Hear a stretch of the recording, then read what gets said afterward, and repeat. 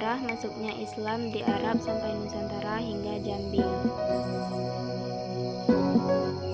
Pertama, sejarah Islam di Arab. Sejarah Islam di tanah kelahirannya tersebut ternyata juga mengalami pasang surut, mulai dari dakwah penuh penyerangan persatuan bangsa Arab di bawah kepemimpinan Rasulullah, hingga Arab berada di bawah kekuasaan berbagai dinasti.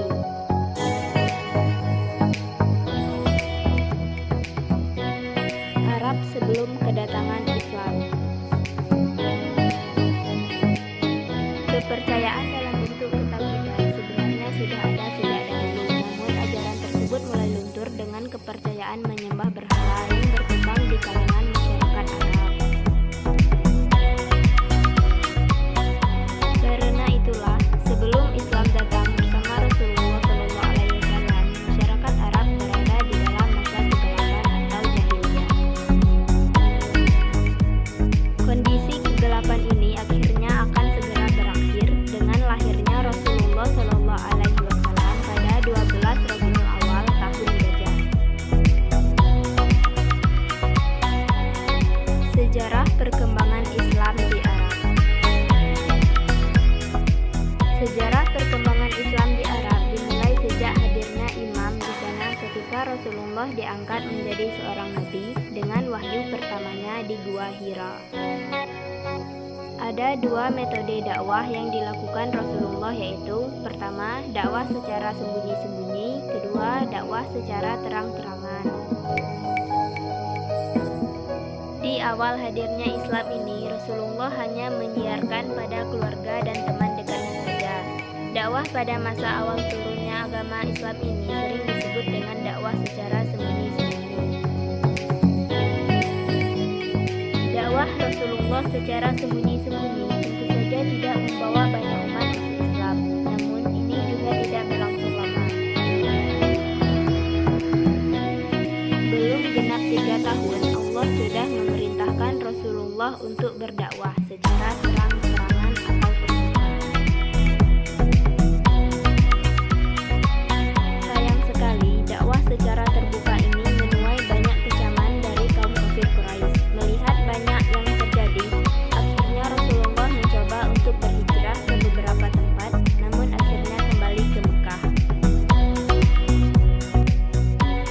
Dan yang terakhir, Rasulullah kembali hijrah ke Madinah setelah peristiwa Isra dan Mi'raj. Berbeda dengan Mekah, di Madinah masyarakat menyambut Islam, Rasulullah dan para sahabat Muhajirin dengan begitu terbuka. Pada akhirnya, kedaulatan Islam diakui oleh Yahudi dan Nasrani setelah Islam memenangkan berbagai perang. Pada masa ini, bangsa Arab mulai menemukan persatuan dengan Islam sebagai kiblat utama yang dipimpin oleh Rasulullah. Hal ini berlangsung hingga beliau wafat. Pasca wafatnya Rasulullah, kekhalifahan Islam dilanjutkan oleh Khulafaur Rasyidin. Setelah berakhirnya kepemimpinan Khulafaur Rasyidin, Arab mulai dikuasai berbagai dinasti secara bergantian, mulai dari Umayyah, Abbasiyah, hingga Turki Utsmani. Peninggalan sejarah Islam di Arab.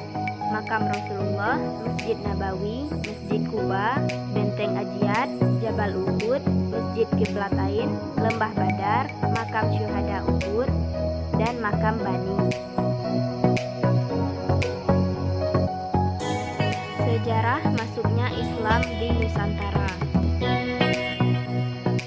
Di Indonesia terkenal dengan penduduknya yang mayoritas memeluk agama Islam.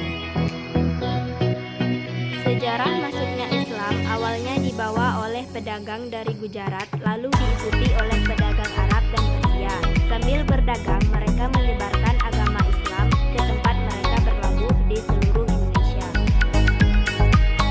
Banyak yang berspekulasi jika Islam masuk ke Indonesia di abad ke-7 atau 8, karena pada abad tersebut terdapat perkampungan Islam di sekitar Selat Malaka.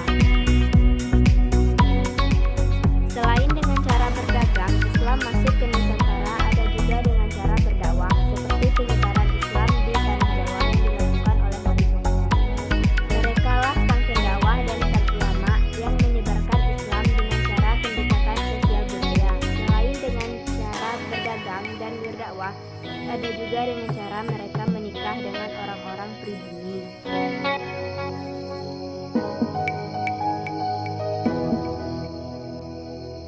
Jawa, Islam masuk melalui pesisir utara Pulau Jawa dengan ditemukannya makam Fatimah binti Maimun bin Hibatullah.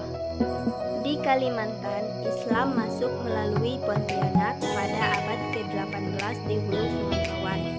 Di Kalimantan Barat ditemukan pemakaman Islam kuno. Di Kalimantan Timur, Islam masuk melalui Kerajaan Kutai.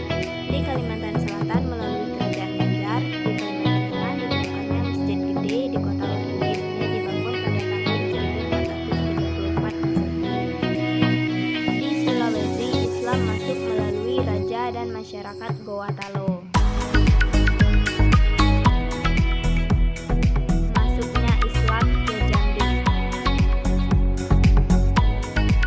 Adanya Islam di Jambi karena kedatangan kapal dari Kesultanan Turki untuk penyebaran Islam di Jambi.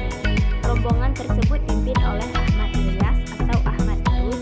Mereka datang ke Jambi karena kapal rombongannya terdampar di Pulau Bengkalo. Karena Ahmad Ilyas menyebarkan agama Islam di Jambi, selain itu beliau yang menghancurkan patung-patung berhala sembahan di Pulau Berhala, sehingga Ahmad Ilyas dijuluki sebagai Datuk Paduka Berhalo. Diketahui bahwa masuknya Islam pada masyarakat Jambi banyak dipengaruhi oleh pedagang Islam yang masuk dan berlayar di sepanjang Sungai Batanghari. Ditemukannya beberapa peninggalan dari pedagang Arab, Persia, dan Turki menjadi salah satu bukti bahwa proses penyebaran Islam tersebut pernah terjadi. Ditambah lagi bahwa budaya Arab Melayu sangat melekat kuat pada adat orang Melayu Jambi yang kita kenal dengan adat bersendi syarak, syarak bersendi kitabullah.